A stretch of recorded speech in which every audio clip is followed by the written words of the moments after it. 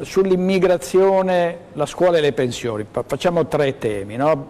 Partirei magari dalle pensioni. Le pensioni sono un problema non solo generazionale, ma anche di rapporto tra l'esecutivo e la terza età in questa fase, perché Renzi dice adesso cerchiamo di arrivare ad uscite più flessibili dal mondo del lavoro per andare prima in pensione con una riduzione della pensione, ma c'è anche la grande polemica sul rimborso del mancato adeguamento delle pensioni dopo la sentenza della Corte Costituzionale, e la polemica è: ma devono essere rimborsati tutti o soltanto quelli che hanno meno di 3.000 euro al mese? Allora, io direi questo: intanto sulle pensioni bisogna dire questo, non so fino a quando lo Stato sarà in grado di pagarle, perché l'unica regione che ha l'equilibrio tra le entrate previdenziali e la spesa previdenziale è il Veneto, quindi se facciamo indipendenza partiamo da un punto certo e possiamo solo incrementarlo.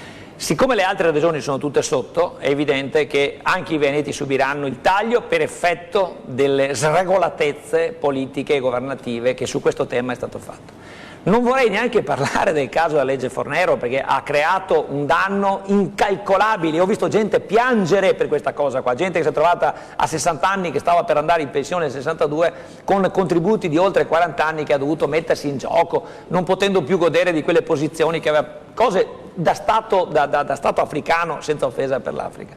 La sentenza della Corte Costituzionale dice certe cose, deve essere rispettata in questo senso, sono diritti che evidentemente non possono essere rinnegati.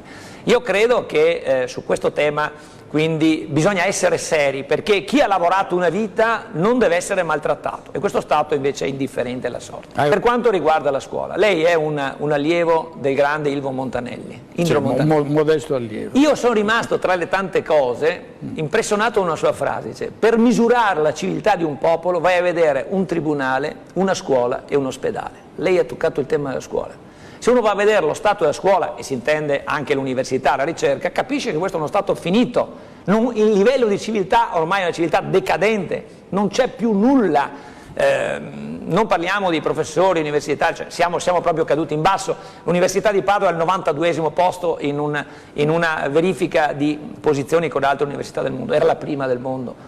Siamo caduti in basso. Dovremmo avere un polo universitario straordinario in Veneto. Anche qui la nostra regione non ha fatto nulla, ha creato un rapporto con Confindustria che non è mai stato gestito. Ognuno ha curato il suo orticello, poi addirittura sono corse mail, conflitti. Ci voleva una regia regionale, per l'università è un punto nevralgico, la ricerca io ci credo moltissimo. L'immigrazione, altro aspetto estremamente, tema caldissimo. Qualcuno parla di ruspe perché tocca la pancia alla gente. Io la dico con molta serenità. E l'Italia è percepita dall'esterno come un paese dove c'è l'illegalità, dove si può fare quello che si vuole. E allora una battuta: in Austria, vada a Graz, Innsbruck, Vienna, non ci sono gli immigrati per noi che ciondolano per le strade, perché c'è non solo la percezione, ma c'è l'attuazione della legalità, con una giustizia che poi dà concretezza alla legalità che c'è in quello Stato.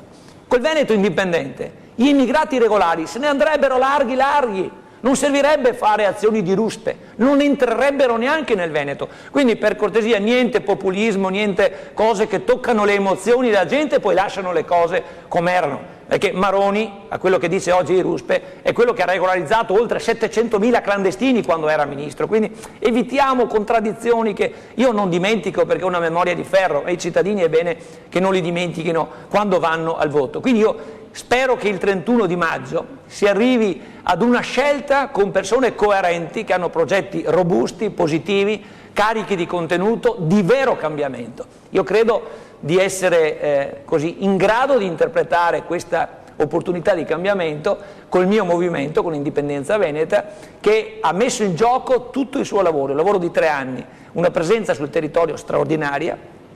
Chi è venuto ai miei incontri, anche ai comizi pubblici, in piazza, l'unico che ha fatto i comizi direttore in piazza sono stato io, da Caorle a Vittorio Veneto, al Palasport di Trissino, per citare gli ultimi giorni, con sale o piazze gremite sono stato io. Io voglio il contatto con la gente, spero che la gente abbia capito l'animo ma anche il contenuto del progetto, perché questo progetto o lo fate vostro o non lamentatevi più. Dall'altra parte i miei competitori, che io rispetto sul piano umano, ovviamente anche per la loro azione, parlano tutti di una autonomia che se ne sta andando ogni giorno. Noi parliamo del vero cambiamento. Abbiamo un sentore di un grande consenso, datecelo, io ce la metto tutta, come sapete non sono mai venuto meno, se ho resistito quando non mi era richiesto, quando non si parlava di vitalizi, unico su 226 a rinunciare al vitalizio, figuratevi se ho paura adesso di una leggera brezza di qualcuno che vorrebbe mettersi contro la mia bandiera.